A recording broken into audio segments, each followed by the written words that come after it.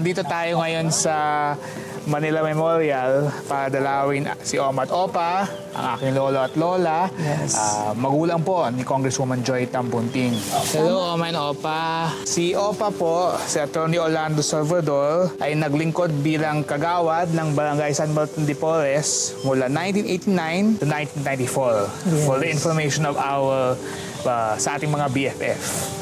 5 years old pa lang si Congresswoman Joy, dito na po sila sa Parañaque nakatira, sa Barangay San Martin de Porres. Very prayerful si Oma at Opa.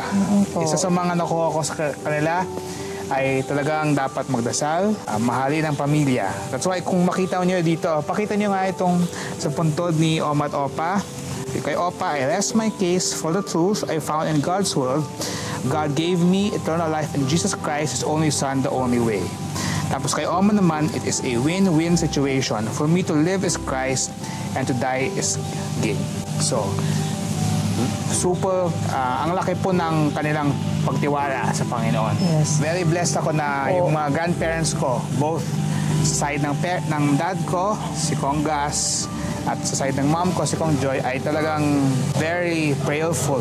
Tinuruan talaga kami na magtiwala sa Panginoon. Kasi doon tayo kumukuha ng lakas sa buhay. Ang buhay man ay minsan nasa taas tayo, minsan nasa baba, maraming pagsubok. Pero ang mahalaga, mahalin natin ang Diyos, mahalin natin ang pamilya, mahalin natin ang isa't isa. Opo, ang ating mga magulang, especially attorney, kasi hindi po tayo ngayon nakarating sa ating kinakatayuan kung hindi dahil sa ating mga magulang. That's true, that's true. Sige, dasal muna tayo. In the Father, Son, Holy Spirit, Amen. Eternal rest grant unto Oma and Opa, O Lord, and let perpetual light shine upon them forever. May they rest in peace. Amen. Amen. May their souls and the souls of all the faithful departed to the mercy of God rest in peace. Amen. Ma'am, kayo po naglilinis ito, no? Saka po kayo sa aming vlog. Ano po pangalan? Eva. Si Ma'am Ann. Salamat na lagi mong lininis yung puntod ni Oma at Opa at saka pinapatan mo yung bulaklak. Maraming salamat po, Mama. Picture po tayo.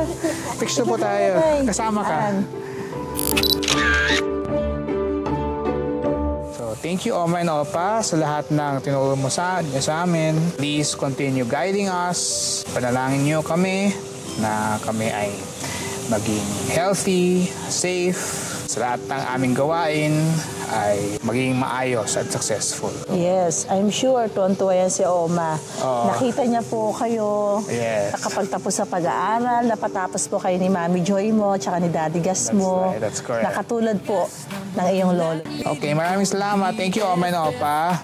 Thank you very much. Salamat sa inyong pagsama sa aming vlog ngayong hapon. Maraming salamat mga ka-BFF sa inyong pagsama sa amin sa pag-ikot dito sa Manila Memorial at sa pagdalaw sa aking lolo at lola. Kita-kits tayo ulit. Kasamang gas na munting laging naglilingkod BFF.